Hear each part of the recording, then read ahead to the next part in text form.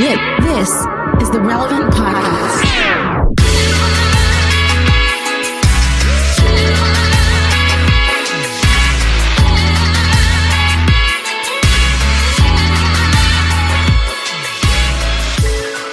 It's Tuesday, November 2nd, 2021, and it's the Relevant Podcast. Still in an undisclosed location in the Appalachian Mountains. I'm your host, Cameron Strang, and joining me from Loverland, Virginia, just down Route 71, Jesse Carey. Hello, hello.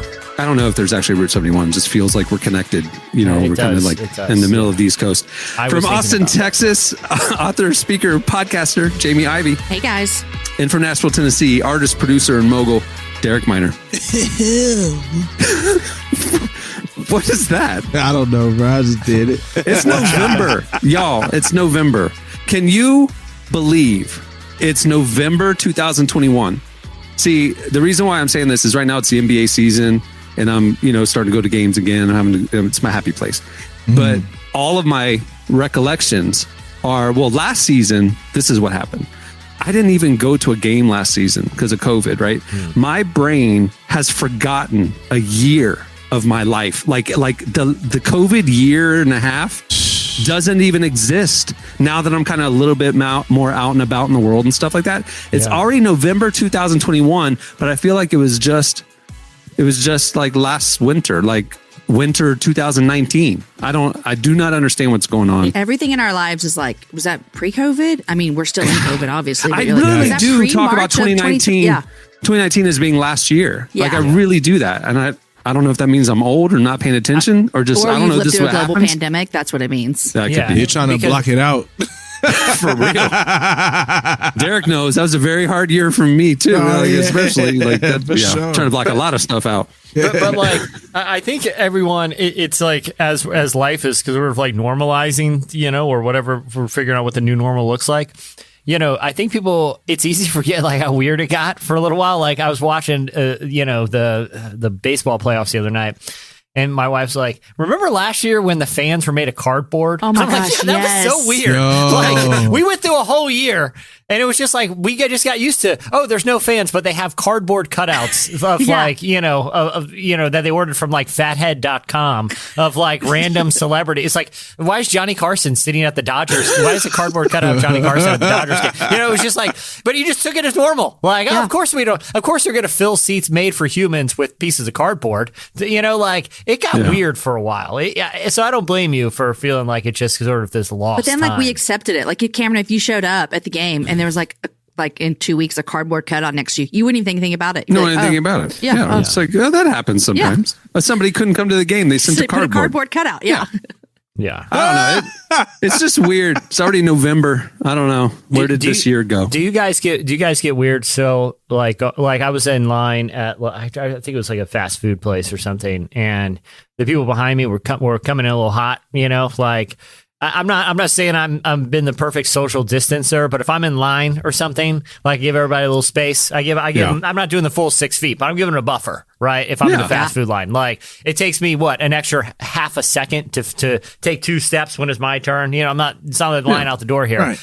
Someone came in a little too hot, and I was trying. I'm not the type of person that's going to turn around and be like, "Hey, can you social distance me a little?" That's not my speed. You can say? You just look at them and go, "Hey, I have COVID." Yeah. And just like, don't back up. Back up. Sorry, is it hot in here? Is anyone else sweating? Hey, I don't want to alarm anyone, but this burger I just got is tasteless. This is Beyond Meat stuff. Just Beyond Meat. It tastes like meat. You'll have a far perimeter at that point. You have all the distance you want. What I find is like, if I'm not going to say anything, my body language change. Like I just like get like kind of squirmy and uncomfortable. Like I just kind of, it's like these new normalcies that we're all trying to figure out. It has been kind of weird, The other thing that's weird I was is social distancer pre-COVID. I'm like, bro, quit breathing down my neck. Will you give me some elbow room, please? The other thing that's weird, and I think is gonna be with us, I heard until like next July, but especially during the holiday season, is going to Walmart, Target, or a grocery store, and it's just accepted now that there's completely empty shelves. Like there is so much stuff out. right now because of the COVID supply chain disruption and stuff. Like I was walking through the store the other day and I'm going, I saw a couple of toys out and stuff for like Christmas. And I'm going, oh, wait, I cannot wait until the last week before Christmas to buy stuff this year because there won't be anything left. Like, I have to start thinking about Christmas. I am not a planner. I am a last minute person. So like the fact that, if my kid wants to have anything, I need to work ahead. But yeah. I mean, I was watching a car dealership commercial, and literally the commercial was for them wanting to buy your car. Like they weren't even car dealerships aren't even selling cars. Yes. It is just like a weird kind of, I said, kind of new normal we live in now. You know? Yep. Well, the greatest generation went through it when they had to like ration during World War II and not drive and all that. They sacrificed for the greater good. We're just as good as them. We're basically going through our own greatest generation kind of thing right now. Man, we won't even wear a mask. I'm just saying, sacrificing our liberties. Yeah, exactly. Well, we have a great show in store for you today. Coming up later, we talk to pastor, creative, visionary, author Erwin McManus. Also, we have a very special What's Jesse Thinking at the end of the show. You don't want to miss that. But stay tuned. Right now, up next is Slices. I know you've been searching for someone to make you happy and get the job done. Said you made it, I'm ready with money, but I can't be there. So will you still care? I know you've been searching for someone to make you happy and get the. You're listening to Majid Jordan and Drake. The song is Stars Align. By the way, if you like R&B, like contemporary R&B, the new Majid Jordan album is awesome. It was in one of our relevant recommends selections in the last couple of weeks. Okay, it's time for Slices. What do you have, Jesse? All right. I want to do, a lot of amusement parks these days are doing kind of the Halloween stuff. Like the Busch Gardens near me is Hallow Scream, which, by the way, I was banned from attending fall things at Busch Gardens for quite a bit of time because of an incident in high school. I'll say this. What are you not banned from? It's a very hilly park. It is a very, very hilly park. And to have a whole pumpkin display at the top of one of those hills where you can easily bowl one down is entrapment for a 16-year-old. And I still don't apologize, Busch Gardens. Okay? And the great thing about Hallow Scream is I can come in with a mask and you won't recognize my picture from when I was a teenager and got in trouble there. So, but I want to talk in my slice today about an enterprising young man named Dylan. Unfortunately, in this interview with Mel Magazine, he did not reveal his last name. But he came up with a scheme. He got hired a couple years ago. This scheme has been going for 6 years now. He's in his early 30s now. So in his late 20s, he got a job offer, and he noticed that the place he was working, who got the job offer, was only 5 minutes away from a Six Flags theme park. And he had heard, as he says he's a roller coaster guy, he's checking it out. And they have an annual pass at this Six Flags that costs $150 for the year. But he noticed that with the annual $150 pass, that each time he visited the park would get 2 meals included. And so he bought the $150 pass, and during his lunch break, every single day would drive over to Six Flags and claim one of those meals. And when this scheme first started, he wasn't married. So he would, on his way home from dinner, go and eat meals. He's estimated that since he started this, he has eaten roughly 2,000 meals at Six Flags and has saved up enough money. He's only paying, for the last 6 years, his food bill has been 50 cents a meal because of this scheme. Oh my gosh. He's done the math on it. And he said that he has saved so much money by going to eat Six Flags food every day that he's paid off the student loans and he's put a down payment on a house. I don't know what his food budget was beforehand, but he said he was talking to a coworker, and his coworker's like, yeah, I spend probably $1,500 a month on meals and stuff. And he's going to Six Flags. Now, he will say this. Yeah, he what's said he eating? Well, that's not. Did you ever see Super Size Me? Corn If you're dogs, eating That's funnel what I'm wondering cakes. about. That's why he didn't give his last name. He's Okay. 733 pounds. He Has did- type And 2 he has diabetes. enough money to buy a Peloton now. He did say he gained quite a bit of weight when they let Dippin' Dots count as a meal, and he would just do some. But he cut out the Dippin' Dots. But he said that the worst thing, he ate these things called chicken balls, and I guess it's like a chicken nugget or popcorn chicken or something. He says he's got them around 150 times, and now he's sick of them. But he's estimated that he's probably eaten about 750 chicken balls. Now he went through a hot streak about a year ago when they mixed it up a little, and they introduced around this time of year the Six Flags, which is open all year round up there, the Thanksgiving dog. And he says at first it was amazing. It's a turkey dog topped with cranberry sauce, stuffing, and a slathering of mayonnaise, which I know sounds awful, but it was good. However, I ended up eating way too many, and I can't even smell turkey dog without gagging. It also led to some interesting interactions because he found that the best food in the park was all the way at the back at Hurricane Harbor. The only problem is, he said, it seems weird to be the only guy dressed business casual while everyone else is walking around in swim trunks and bikinis. He would just go to the water park portion for his lunch break and eat a turkey dog. I'm saying it's not a bad scheme, and it's still going. He says, I'm not stopping. He's like, I will stop when Six Flags stops offering the deal. So he hasn't Good for gotten Dylan. caught. Well, I don't That's know why if he's not releasing his last name. But he's not violating I don't anything. know. He's Yeah, I think just it's a taking loophole. up That's true. what he paid for. Yeah. He's using it. Yeah. And so, all that to say, I know, Shell, I know it's tough with supply chains. Everyone's trying to tighten the belt a little, worried about inflation. Be like Dylan. Find a little loophole. He's not hurting anybody except his metabolism and probably his heart. He's probably doing some serious his heart hates him. cardiovascular. Yeah. But I appreciate this guy's hustle. All right, what do you have, Jamie? Okay, well, what was his name, Jesse? His name was Dylan. Okay, so, this is a little different than Dylan, but Dylan was getting food from Six Flags all the time. But Royal Caribbean has announced a 9-month long cruise. Now, I'm very we've talked excited. about cruises on here before. Yeah. Some of us are fans. Some Yeah. of us are not. Derek just needs to experience a good one. Look, Well, this is I'm Royal Caribbean, Cameron. Is it good? I know. So I'm saying, yeah, no, Royal Caribbean's the one. It's Cameron, so fun. It's great. I'm going on a Royal Caribbean cruise with my family next year. Nice.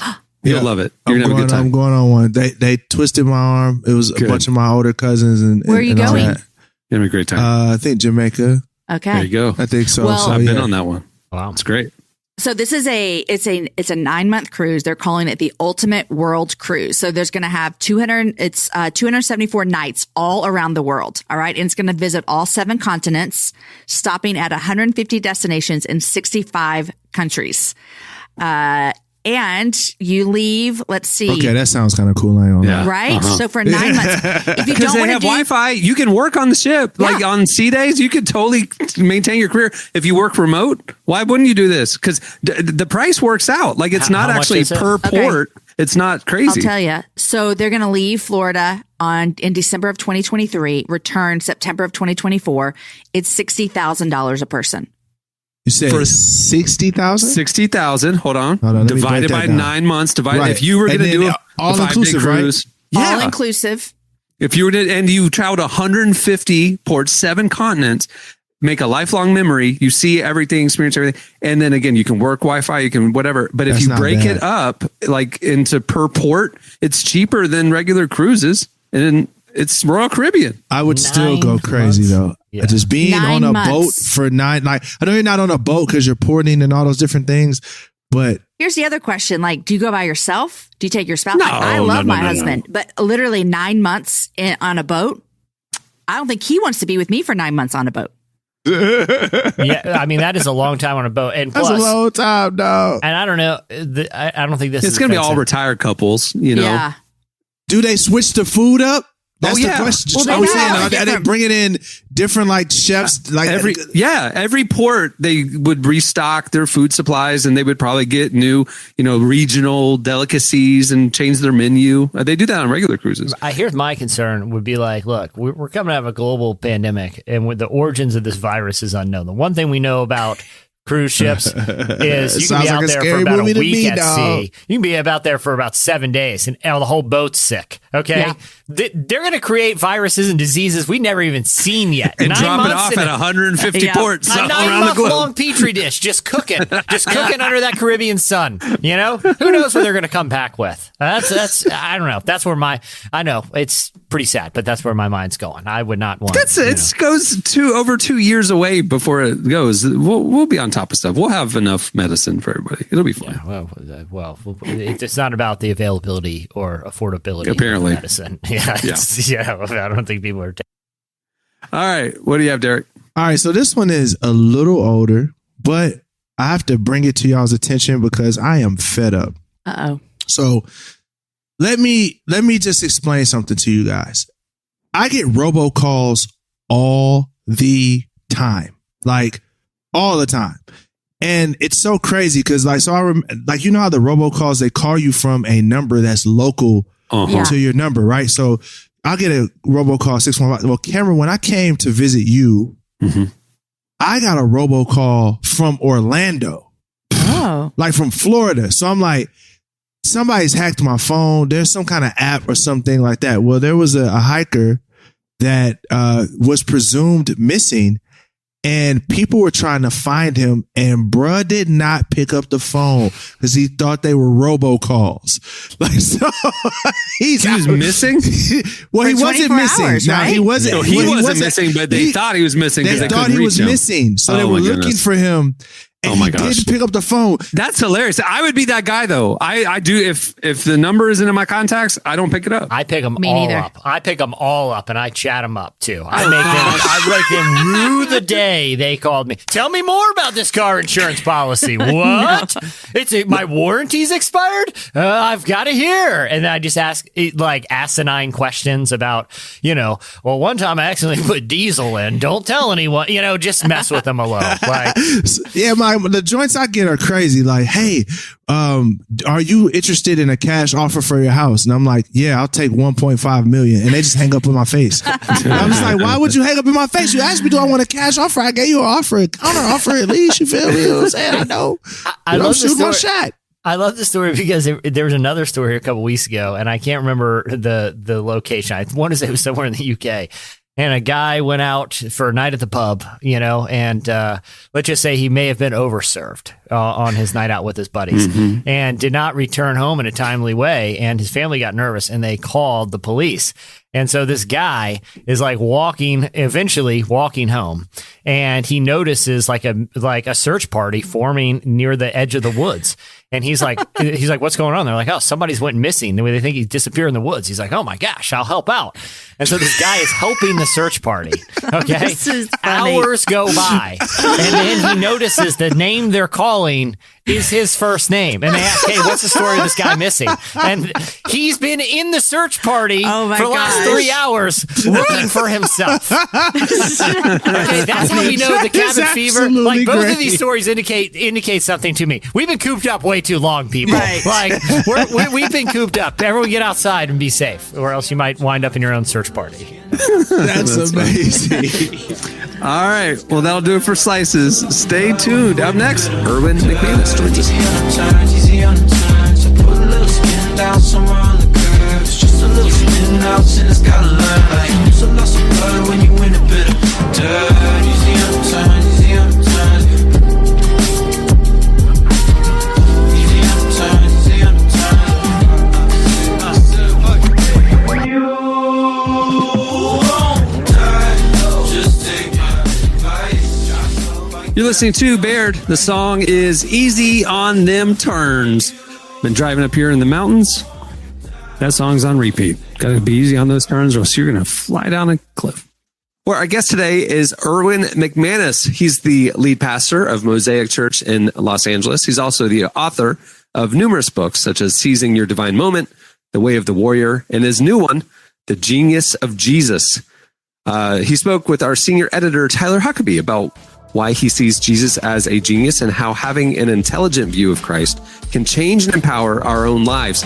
Here's our conversation with Erwin McManus.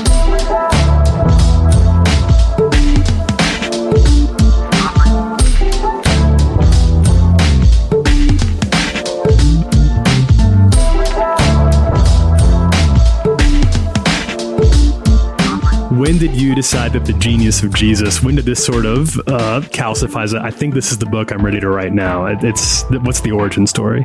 Well, I mean, I've been studying human genius for almost all of my conscious life.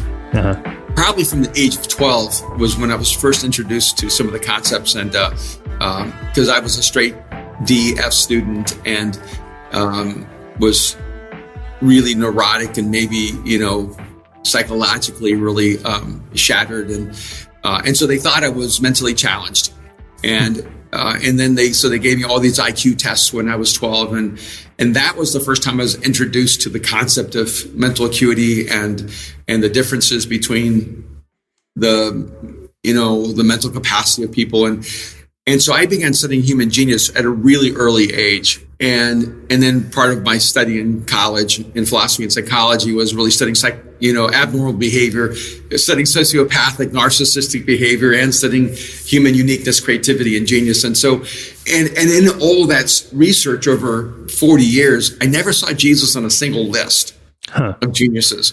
And I had this thought that how odd it is that my entire life revolves around someone who lived 2,000 years ago. And let's say Jesus isn't God. So I kind of went there, which I do quite often. And I said, if Jesus is God, then my life is changed by the reality of who he is. But if Jesus isn't God, then my life has been changed by the idea of Jesus. And I thought, what is more astonishing, to be changed by the reality of God? Or is it more astonishing to be changed by an idea that existed 2,000 years ago? And so this kind of began to create the environment for the book. And then I just started writing it as a person who didn't believe. Honestly, that's the way I finally began writing the book. I wrote the book as a person who was studying human genius and came to an intersection of whether Jesus was a genius or not. And then the book just began to flow when I made it very personal. And I think some of it is I was trying to keep it disconnected from me. And I realized this book is actually, even though the concept is very objective, the book is actually very subjective. It's really very connected to my own personal journey. And the intersection of genius and Jesus is something that has haunted me all of my life.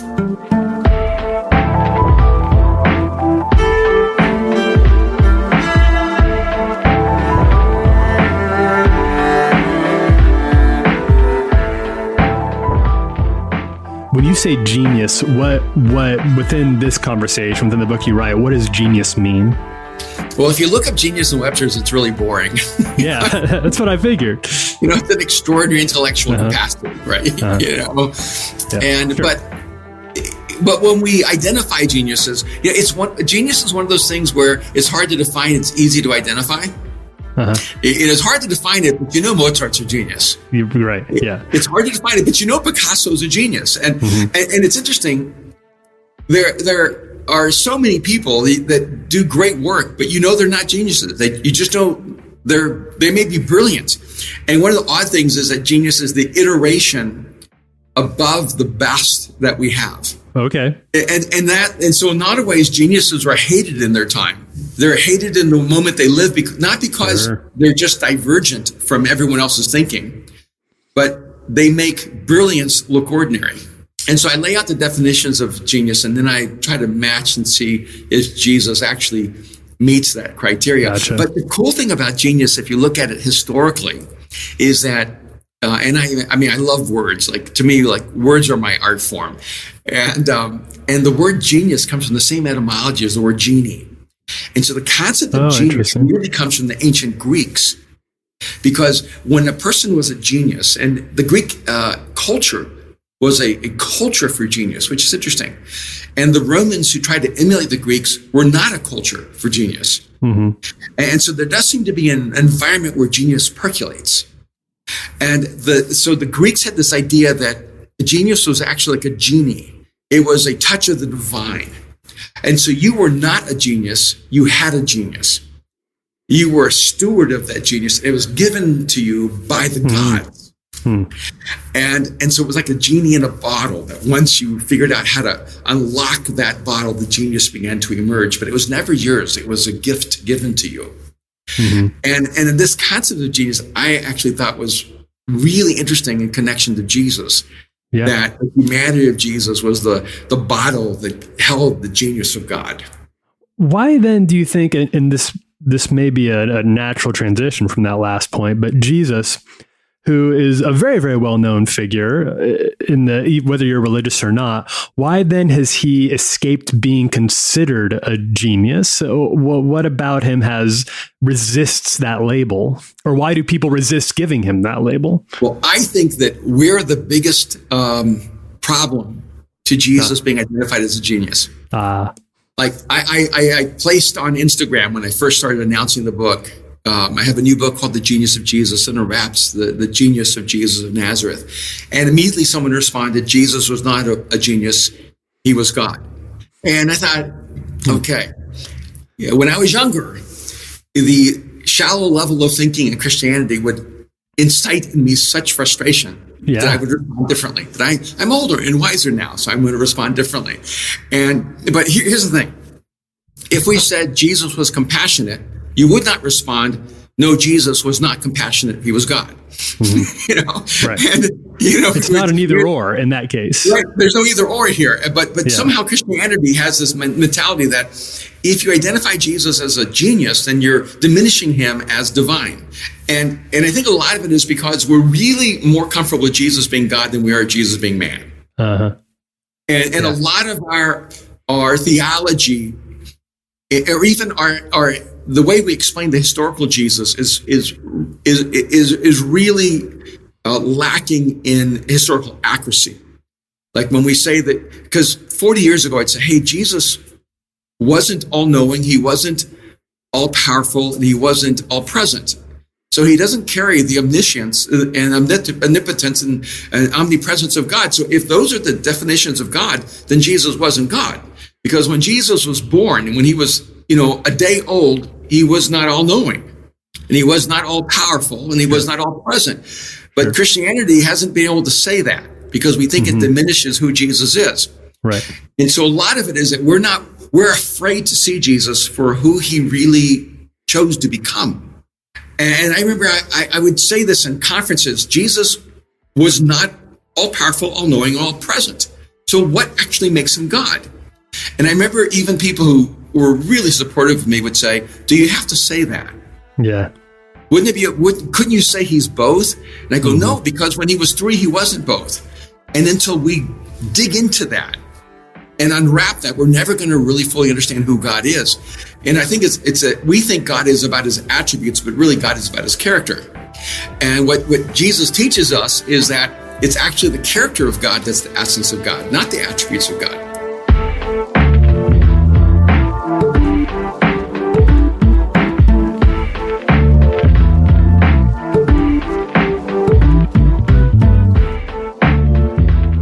And if we could turn that corner or learn how to accept this truth that you're talking about, what does that practically do for our faith, our lives, the way we live and relate to each other and to God and the church here? Well, I actually think it helps us get a better picture of who we are. Have you ever noticed that there's almost like sometimes two extremes of the way Christianity is expressed? Either it becomes a very cognitive kind of faith of, I believe in Jesus, but I'm just a normal human being, and it's not that it's insincere. It's like, I really do believe in Jesus, but, then I go to work and, and I raise my kids and I just do life. Right. Or you get the, almost like the Hogsworth, like Harry Potter Christianity, where, you're trying to walk on water and you're raising the dead and, you're getting slain of the spirit. And I'm like, how is it possible that we have this like pendulum of Christianity? And I think a part of that is because we haven't actually seen Jesus for who he really is. So then we're either like trying to walk on water and raise the dead and part the sea. And we go, oh, that's what it looks like when you're connected to God. Or we just kind of give up and I go, no, it's really just about the confession. Jesus is Lord. And, and we have faith in him, but that faith doesn't really change anything essential about life. And I actually think that what Jesus came to do is reestablish our humanity, to help us reclaim what was lost.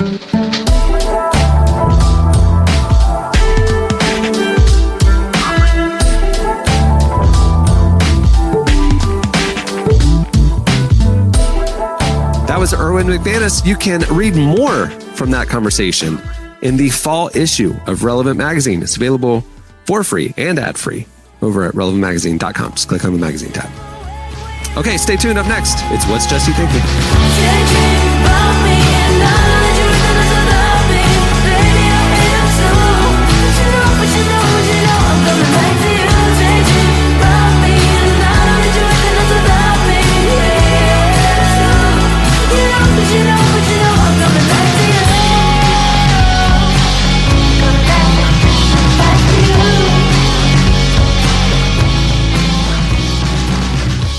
You're listening to The Aces and Portugal, the Man. The song is Daydream.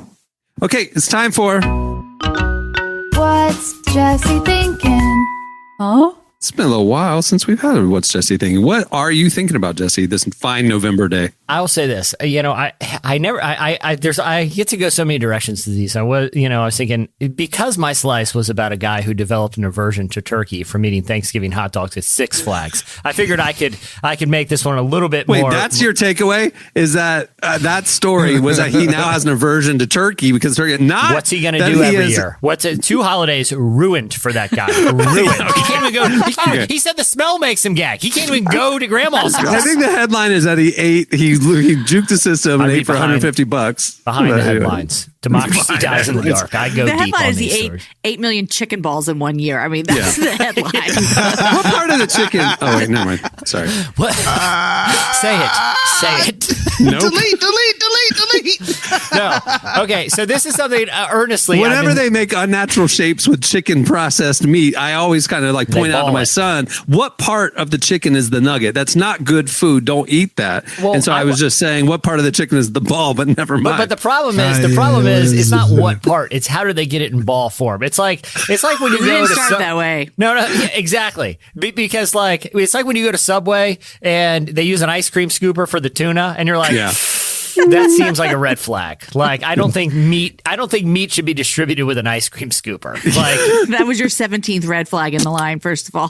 Yeah, exactly. That's a fact. But either way, because I brought that slice, I figure this is something I've been earnestly thinking about. Like, so anyone who's been on social media knows how polarizing everything has gotten. And it seems like the whole political system and democracy in general is really, seems sometimes like legitimately at risk here, right? Because the rhetoric is just getting crazier and crazier on both sides. And I think there's a way. There's a concept that I'm really interested in, and I want to get your guys' take on this, because I not only think it could really help in like the political system, but also situations like we see like happening in the SBC, where people are really polarized and how they're like voting for new leadership. And what happens is the side that can pull most votes to their side will, end up electing the person who is probably the most far end of the spectrum. Like the modern kind of democratic system doesn't favor any sort of like moderation or being a centrist. It's who can get the most people. And a lot of times you can get the most people by demonizing the other side. So I've been really interested, and I don't know if you guys have been following this. It's happening in a couple states, Maine. There's some jurisdictions in New York that are trying. But have you guys heard the trend towards ranked choice voting? I really like when you hear the case for it. This is one thing I've been thinking about. I really think that this could potentially kind of save democracy. So for people who don't know, instead of going to a voting booth and you have to pick one of however many candidates, you have usually 2 or in a third party. Then, and that incentivizes one candidate to just demonize the other, right? That's all they have to do is make you feel really badly about the other candidate and they get all the votes. Well, ranked choice voting, let's say you have a choice of 5 candidates.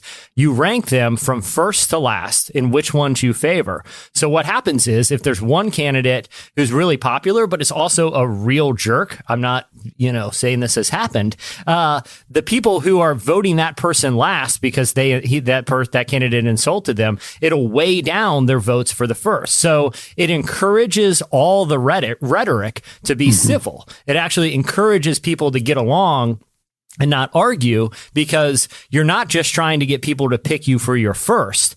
on their list. One of the goals is trying to get people not to vote you as the last, because that'll cancel out first votes. So it's a way to encourage civility and actually diversify the political landscape ability, because the two-party system, like the current way we vote, encourages a two-party system. It'll always come down to two, and the third will be absorbed into one of them. But ranked choice, we can actually diversify and get people with interesting ideas and introduce some civility. And part of it too is like the rec center that I go to, I still go out there and hoop it up over 35 league. It's pretty intense. So I'm going Trae Young out there. I got the green light from all over the court. But they also have you can vote at that rec center, and it's a blue tent and a red tent, and that are offering information. And it's just so binary that I really do think the ranked choice thing could change the way people think about political discourse. Yeah. I think this it's brilliant. This is all new to me. Like, not today. It's not new to me today, but it is new to me that I've just started hearing about it. But I will be honest, I'm really interested in hearing about anything that will change how things are. I mean, you know what I mean? So it's like, I would like to hear more, because it's difficult. And we've seen that in the past 2 elections for sure. I mean, more, but it's just been a really difficult season of, like, you have to pick, just people say like the lesser of two evils or whatever they might say. You have 2 choices. That's it. It de-incentivizes polarization. Yeah. Right. Essentially. That's Which what, I feel like that's all people are doing in their campaigns, is how do we just polarize? And so it's extreme versus extreme. And so where do the people who are not extreme, which probably all of us are like, oh, we don't fall on the extreme sides, where do we land? It's so hard to find a place to land. Yeah. I just wonder how they're going to manipulate this. Like, 'cause it feels ironclad on paper, but then it's like some political strategist is figuring out, how in the world can we take this and use this to our advantage and make it even worse? The sad thing is that the people, the election officials, the state officials who oversee the elections in all these different areas. I mean, there's no federal, every state votes differently. There's so many states that are run by the iron fist of one party. I'm a blue state, I'm a red state, that they would not want to adopt anything that would loosen their grip on the seat of power. And so sadly, the very divided states, the fully red states, the fully blue states, I don't think would ever consider this, because then all of a sudden they become purple. They become light red. They become pink. And so, like, to me, it's the more moderate states that I think will adopt this.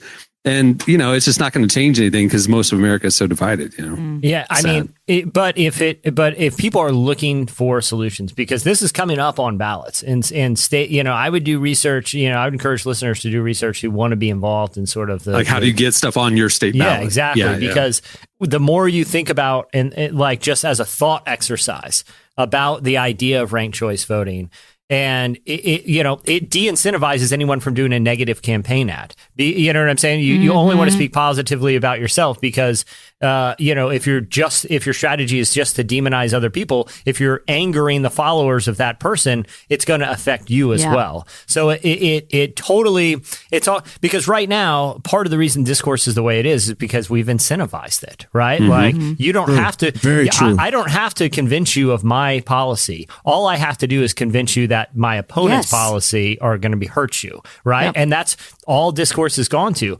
This totally de-incentivizes that and makes every candidate only want to make the case that rank me higher than this person because of my ideas, not because I'm going to fearmonger. It could be an anecdote to the large problem that we see in, kind of sweeping democracies right now, if people get on board. But that's why I think it's important to talk about and at least get people kind of thinking about ways we could still preserve some sort of democratic process, even if it looks different than what we traditionally think of it as. I like it. I like it too. I'm not even gonna lie. Good. You guys are converted. We're in. We're different in. little tone, different kind of tone, baby. Yeah. Well, that's why, like I said, I was on when I was prepping today, I was like, either it's going to be a funny slice and a heavier what's Jesse thinking, or the other way around. But it is November 2nd, so it figured this is and even in some of these denominational things where it seems like the hardcore fundamentalist or someone who's looked at is going to bring the denomination in progressive direction. It really does, like I said, incentivizes people to find like a center ground to work from. And I think it could revolutionize a lot of large institutions if they would consider it. I like it. All right. Well, that'll do it for What's Jesse thinking? Huh? Well, before we wrap it up, I want to thank Erwin McManus for joining us. Make sure to check out his new book, The Genius of Jesus. It's fantastic. And also, like I mentioned, you can read our full feature with him in the fall issue of Relevant. It's available now at relevantmagazine.com. Also, a couple, updates. Head over to the faith section at relevantmagazine.com and check out our daily devotional series, Deeper Walk, which is presented by Lumo. There's a morning devotional email you can get, or you can read it right there on the website. It's a great way to start your day. Also, make sure to follow Relevant on all the socials. We're on Facebook and Twitter all day, every day, and on Instagram when it's appropriate, to keep up with what's new and submit questions to the cast for upcoming episodes. Great way to interact. Also, follow the Relevant Podcast specifically on Twitter at Relevant Podcast. We have some fun stuff happening over there. Oh, and I mentioned it on Friday's show, but, longtime listeners will remember that we used to have a weekly updated playlist on Spotify called Heard on the Relevant Podcast. Well, you guys have been asking for it. We brought it back. We cleaned out all the old stuff, and we've been updating it for the last couple of months with all the songs that you hear on the transitions. If you have Spotify, go search for Heard on the Relevant Podcast. It's a great playlist, and we update it every week. On that note, we will wrap it up. I'm Cameron Strang. I'm Jesse Carey. I'm Jamie Ivey. I'm Derek Miner. Get out there and vote, everyone. All right. Biggity vote. Have a good week. We'll see you on Friday.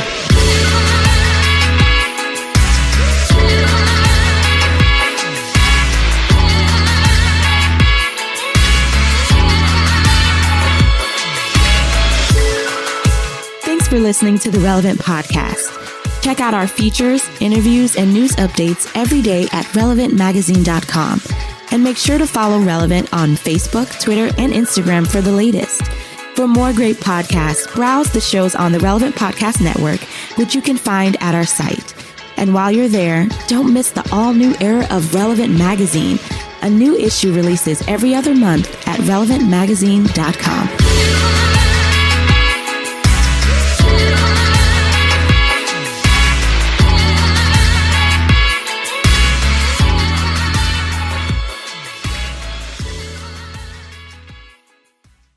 And I still don't apologize, Busch Gardens. Relevant Podcast Network. Time is precious, and so are our pets. So time with our pets is extra precious. That's why we started Dutch. Dutch provides 24/7 access to licensed vets with unlimited virtual visits and follow-ups for up to 5 pets. You can message a vet at any time and schedule a video visit the same day. Our vets can even prescribe medication for many ailments, and shipping is always free. With Dutch, you'll get more time with your pets and year-round peace of mind when it comes to their vet care. Go to Dutch.com to get vet care that is always there for just $92 a year.